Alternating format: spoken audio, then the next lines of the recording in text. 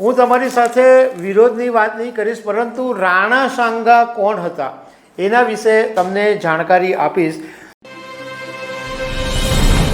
નમસ્કાર. થોડા સમય પહેલાં સમાજવાદી પાર્ટીના રાજ્યસભાના સાંસદ રામલાલ સુમને રાજ્યસભામાં એક એવી વાત કરી હતી કે રાણા સાંગા ગદ્દાર હતા અને ભારતમાં બાબરને લાવનારા એ રાણા સાંગા હતા એવો આરોપ એમણે રાજ્યસભાની અંદર લગાવેલો. અને આ નિવેદનને કારણે રાજપૂત સમાજમાં એટલો બધો હોબાળો મચ્યો અને ભારે વિરોધ પ્રદર્શનો દેશભરની અંદર થયા.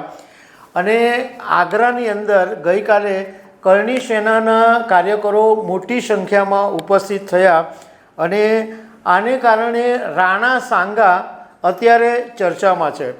હું તમારી સાથે વિરોધની વાત નહીં કરીશ, પરંતુ રાણા સાંગા કોણ હતા એના વિશે તમને જાણકારી આપીશ. તો મારું નામ રાજેશ શાહ છે અને તમે જોઈ રહ્યા છો ગુજરાતના સૌથી મોટા ડિજિટલ ન્યૂઝ પ્લેટફોર્મ ખબરછે.com. રાજપૂતોની શૂરવીર ગાથાના ઇતિહાસના પાના પાના ભરેલા છે. અનેક શૂરવીરો એવા પેદા થયા કે જેણે ઇતિહાસની અંદર પોતાનું સ્થાન મેળવ્યું છે. એવા બધા યોદ્ધાઓ અને શૂરવીરો હતા કે જેને આજની તારીખે પણ યાદ કરવામાં આવે છે. અને 15મી શતાબ્દીમાં થઈ ગયેલા રાજપૂત રાજા રાણા સાંગાને આજે લોકો અનેક રીતે યાદ કરે છે. એવું કહેવાય છે રાણા સાંગા માટે કે એમના શરીર ઉપર 80 જેટલા ઘા પડી ગયા હતા. એમની એક આંખ ચાલી ગઈ હતી, એક હાથ કપાઈ ગયો હતો અને એક પગ કપાઈ ગયો હતો. પરંતુ આ શૂરવીર યોદ્ધાએ પોતાના રાજ્ય માટે લડાઈ લડવાનું જે જનૂન હતું એ ગુમાવ્યું નથી. એ જ એનર્જીથી, એ જ ઉત્સાહથી રાણા સાંગા યુદ્ધભૂમિમાં લડાઈ કરતા હતા અને એટલા માટે આ શૂરવીર યોદ્ધાને આજે પણ યાદ કરવામાં આવે છે. રાણા સાંગાનું મૂળ નામ છે મહારાણા સંગ્રામસિંહ અને 1484થી 1527માં થઈ ગયા. અને ઇતિહાસની અંદર રાણા સાંગાને આજની તારીખે પણ ઓળખવામાં આવે છે. રાણા સાંગા મેવાડના રાજપૂત શાસક અને સિસોદિયા વંશના ઉત્તરાધિકારી હતા. અને રાણા સાંગાનો જન્મ 12 એપ્રિલ 1482માં ચિત્તોડના મેવાડના રાજપૂત પરિવારમાં થયો હતો. માત્ર 27 વર્ષની ઉંમરે રાણા સાંગા શાસક બની ગયા હતા, રાજા બની ગયા હતા. અને 1508થી 1528 સુધી એમણે શાસન કર્યું હતું.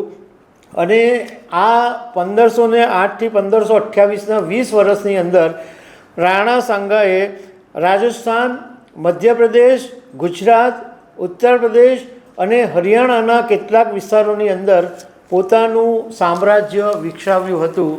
અને રાણા સાંગાએ 1517માં ખાતોલી અને 1518માં ધ્રોલપુરની લડાઈમાં ઇબ્રાહિમ લોધીને હરાવ્યો હતો. અને 1519માં ગાગરોનની લડાઈમાં સુલતાન અહમદ ખિલજીને રાણા સાંગાએ હરાવ્યા હતા. રાણા સાંગાએ આ ખિલજીને હરાવ્યા પછી ઉત્તર ભારતની અંદર રાજપૂતના પ્રભાવને સ્થાપિત કર્યું હતું. પરંતુ 1527માં બાબર વિરુદ્ધ ખાનવાની લડાઈમાં રાણાની હાર થઈ હતી. એમની સાથે વિશ્વાસઘાત થયો હતો એવું ઇતિહાસની અંદર કહેવામાં આવ્યું છે. રાણા સાંગા છેલ્લા ભારતીય શાસક હતા જેમણે ભારતમાં વિદેશી શાસકોને હાંકી કાઢવા માટે તમામ રાજપૂતોને પોતાના ધ્વજ હેઠળ એક કરવામાં સફળતા મેળવી હતી. આવું કરનારા તેઓ એકમાત્ર શાસક હતા. 1517માં રાણા સાંગાએ માલવાના શાસક મહમૂદ દ્વિતીયને બંદી બનાવીને એ પોતે ચિત્તોડ લાવેલા અને 47 વર્ષની ઉંમરે એમનું મોત થયું હતું. આવા શૂરવીરને આવા નિવેદનોને કારણે રાજપૂત સમાજના લોકો ગુસ્સે ભરાયા છે અને કરણી સેનાએ ભારે પ્રદર્શન દેશભરમાં શરૂ કર્યું છે. તો દર્શક મિત્રો, આવી અનેક વાતો સાથે અમે તમને મળતા રહીશું. Thank you very much.